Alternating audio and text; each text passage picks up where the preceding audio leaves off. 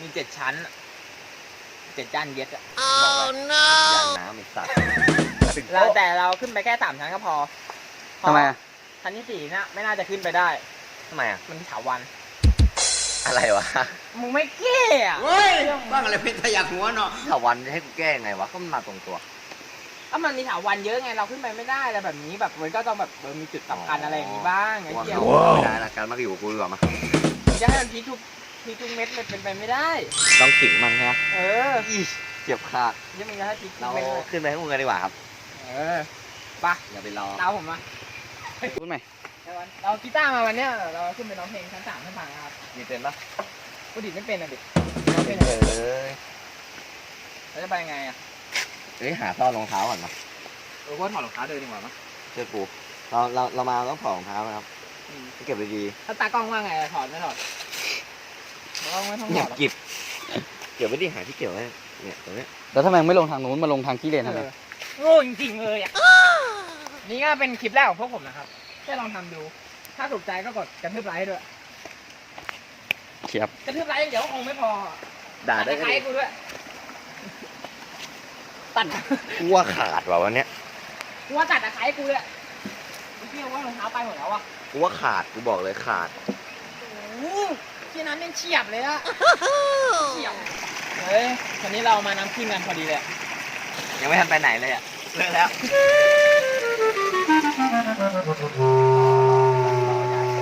ที่เรามารีวิวนี่ก็ไม่มีอะไรมากหรอกแค่เป็นน้ำตกแค่นั้นทุกคนอาจจะเคยมา แต่ผมมาครั้งแรกอยากได้เพลงอะไรก็ขอมากันเยอะๆนะครับผมร้องไม่เป็นหรอกให้เพื่อนร้องชอบกดไลค์นะครับ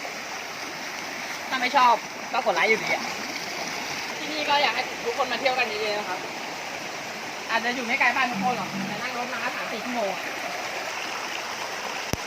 สัญญาเลยถ้าผมดังขึ้นมา คนที่ดูอ่ะเดี๋ยวผมให้คนละ100เลยว้าวแต่ตอนนี้ขอคนละบาทก่อนได้ปะไม่มีตังค์กินข้าวเลยอะหอมปกติผมโดนน้ำไม่ได้นะ ทำไมอ่ะ ผมตัวเปียกแล้วไอ้ผมโจรอ่ะขอตังค์เพื่อนใครแต่ละคนอ่ะครั้งแรกที่บอกมา ได้ทุกคนเลย ไม่ใช่งั้นเลยไม่มีเลยวะอันนี้อยู่ชั้นที่ไหนวะ ก็ยังไม่ขึ้นชั้นเลยอ่ะ ชั้น 1แล้ว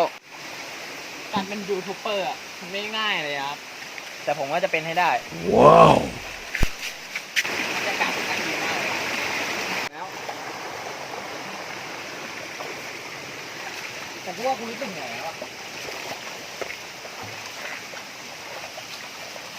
ตอนที่ไปถึงโอ้คงตายพอดีอ่ะ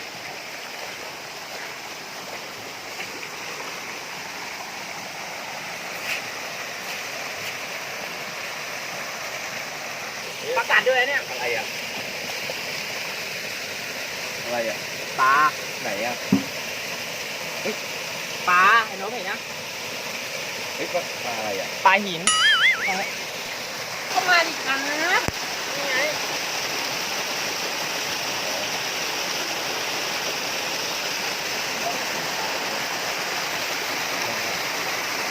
ไม่ได้นอน10 โมงเช้า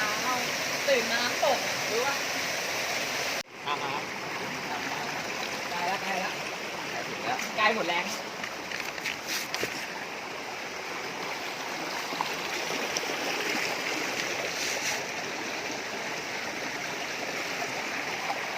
กลับมาจากประเทศนอกเลยนะมาถ่ายคลิปนะทุกคนเลยไม่รู้ว่าผมอยู่ประเทศอะไรกันนะมาเลบูประเทศใหม่ประเทศผมสร้างเองเนี่ยรวยมากเลย ว้าว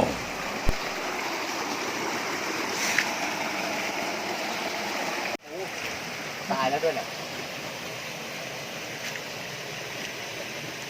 โปรนั้นไม้ยูนิคอร์นของสะสมมันยังไม่ตายมันพูดอยู่เลยหอมมากทอรู้สึกแล้วอ่ะ รู้สึกอะไรวะ เฮ้ยความเที่ยผมกำลังเข้ามาแล้ว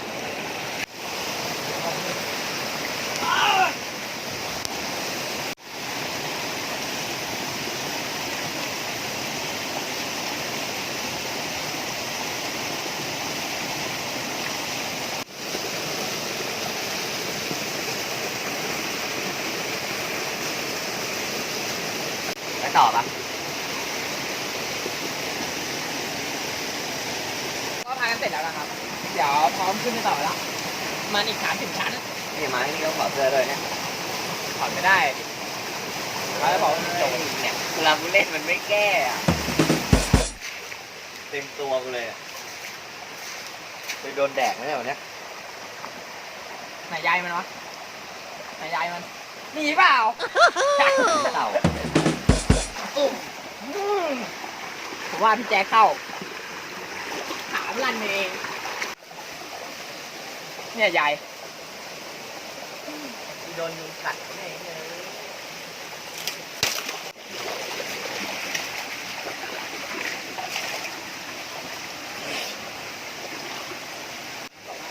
ขอจะเมา ขอกันมาเสียต้องมีจังหวะมันตกเลยวะ ก้อนหินที่นี่มันลื่นมากเลย ถ้าคุณเดินไม่ระวังอะคุณก็อาจจะไม่ลื่นได้ เหนื่อยไปกันต่อเราไม่ท้อ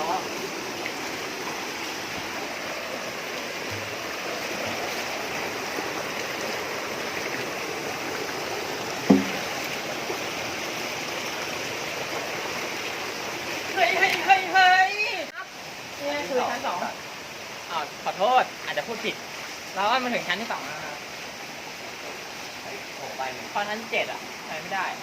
เพราะแถวนี้มันไม่มีเซเว่น เฮ้ยบ้างอะไรเป็นขยะหัวเนาะ ตึงโป๊ะ เล่นฟันเหรอ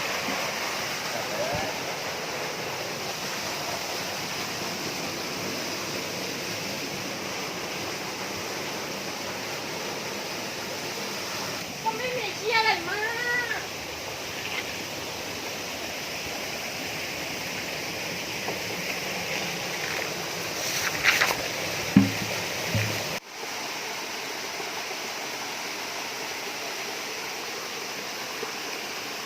เหงื่อตกนะตอนนี้เหงื่อตก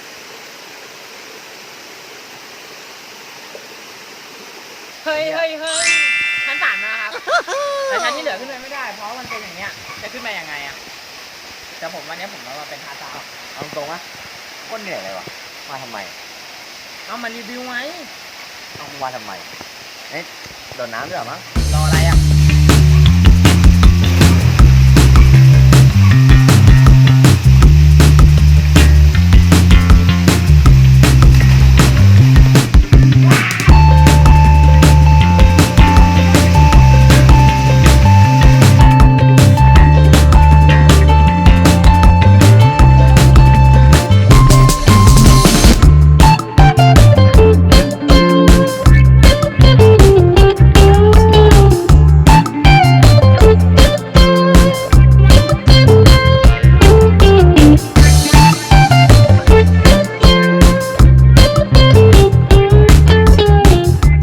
นี่วิวสวยนะครับอยู่ที่ไหนวะ เขาชะเมา เขาพ่อมึงมา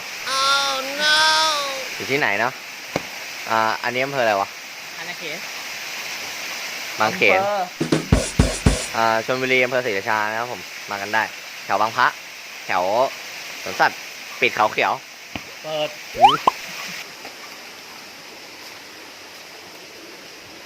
แล้วตีอ่ะ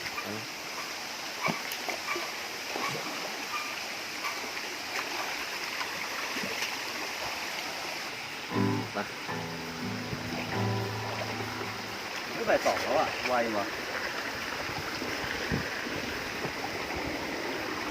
เอาขาไป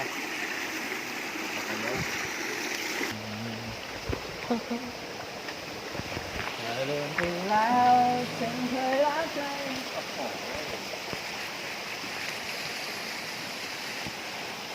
มดทันแล้วขวาเลยเย้ยกูแม่งโคตรเสี่ยงเลยว่ะ ไม่มึงอะพามาผิดทางไปตรงนู้นว่ะยังไง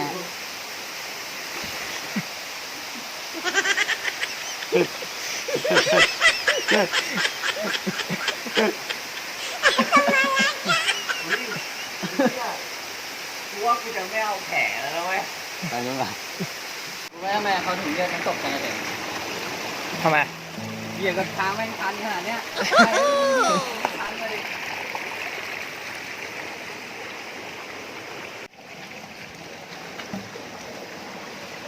วันนี้ก็ขอนำเสนอการรีวิว วันนี้ก็ขอบคุณนะครับผมสำหรับสถานที่น้ำจก น้ำตกเขาชะม้อยอะ เขาจะเฉน เขาเขนพ่อ วันนี้ก็สนุกมากได้แผลเต็มตัวเลยสัตว์มาทำไมไอ้เหี้ย ทำไมต้องมา วันนี้ก็ขอบคุณครับฝากไว้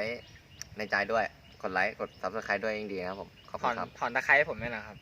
ไม่ถอนเดี๋ยวฝนตกไอ้เหี้ย